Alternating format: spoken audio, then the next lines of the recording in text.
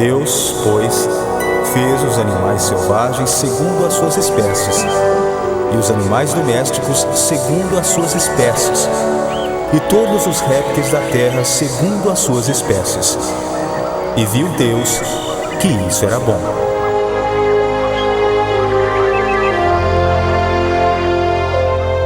Ao contrário dos deuses pagãos, que travaram uma batalha rumo ao mundo completo, o Deus hebreu cria o planeta através da palavra apenas.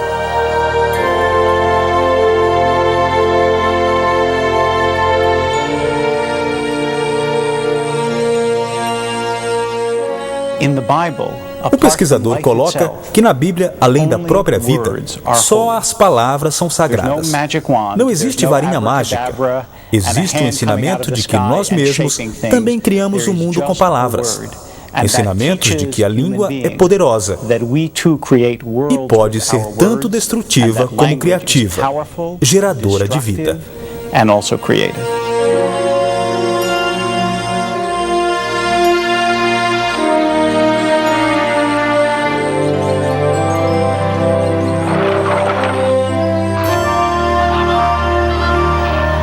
No sexto dia, Deus também anuncia qual era o objetivo em formar a terra.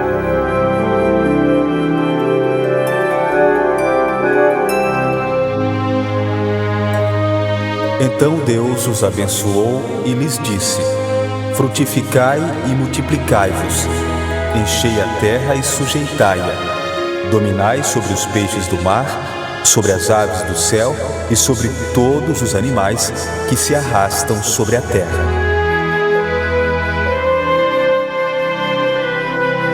Até Gênesis, nenhum humano havia sido criado à imagem de Deus. E esta talvez seja a ideia mais surpreendente na história bíblica da criação.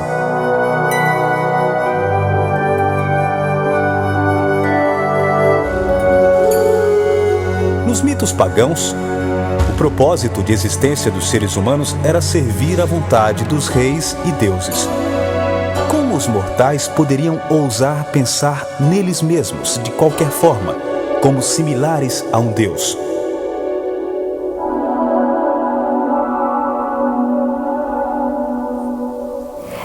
Deus não criou humanos para serem escravos, como eram considerados na Mesopotâmia, explica a professora. Eles eram criados para fazer o trabalho que os deuses não queriam fazer. Deus faz a humanidade à imagem de Deus. Homem e mulher são colocados no jardim como um sinal da posse dos planetas. Daí, o sentido de que eles sejam semelhantes a Deus.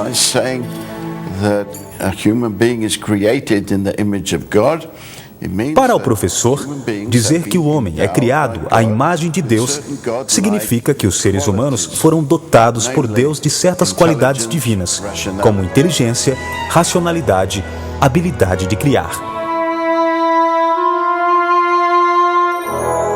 Abençoou Deus o sétimo dia e o santificou, porque nele descansou de toda a sua obra que criara e fizera.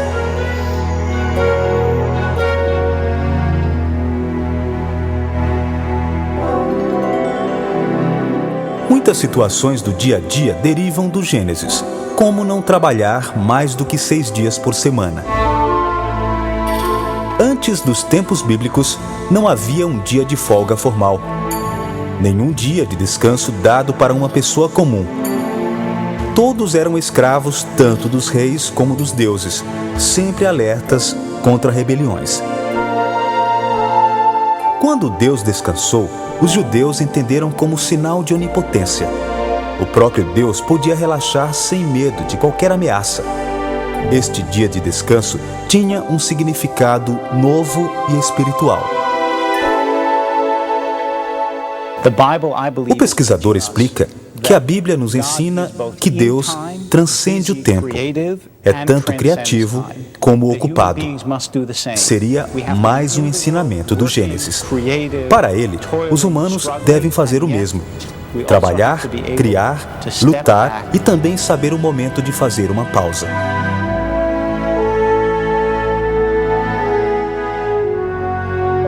No segundo capítulo de Gênesis, a criação é descrita novamente, mas numa ordem diferente.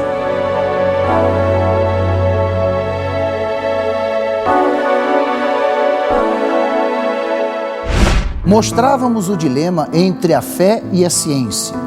Mas como explicar que duas histórias diferentes da criação são contadas no mesmo livro? Por exemplo, no sexto dia da criação, onde o primeiro capítulo da Bíblia termina, homem e mulher habitam em uma terra abundante e fértil.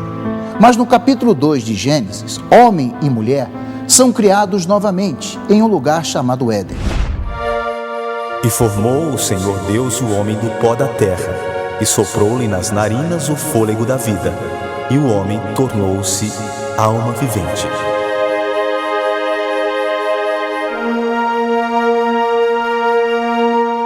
A leitura dá a impressão de que o homem é criado uma segunda vez.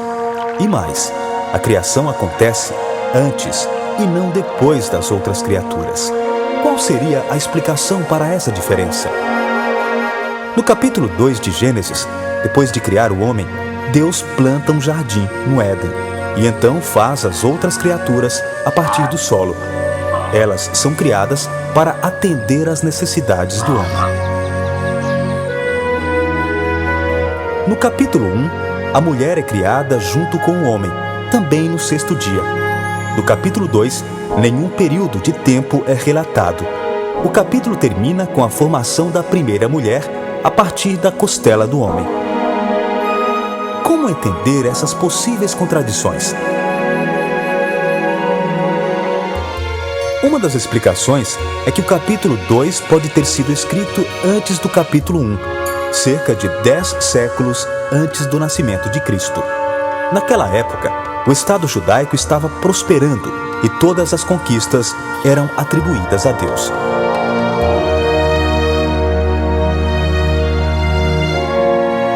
De acordo com essa teoria, o capítulo de abertura altamente espiritual do Gênesis teria sido escrito 400 anos depois, quando os israelitas sofreram o trauma da derrota e o exílio.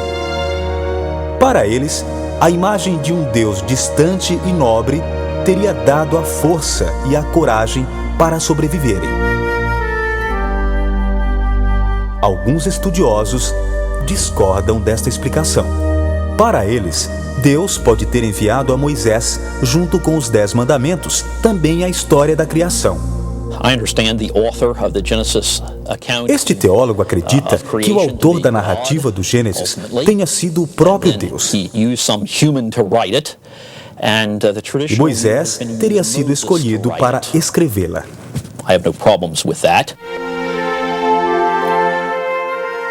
Outros pesquisadores não veem qualquer contradição nos textos.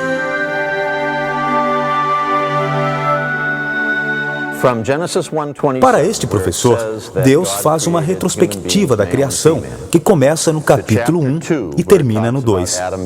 Em outras palavras, o primeiro capítulo traz uma visão geral e o segundo retoma a criação, oferecendo mais detalhes.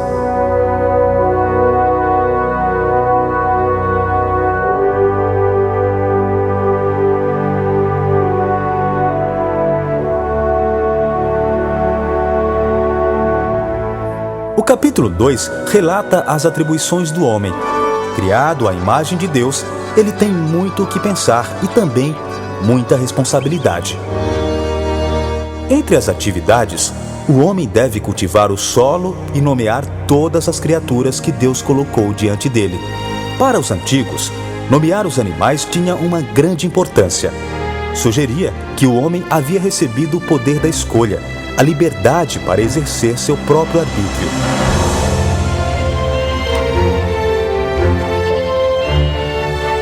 Nas descrições deste capítulo, Deus também parece mais envolvido nas questões humanas.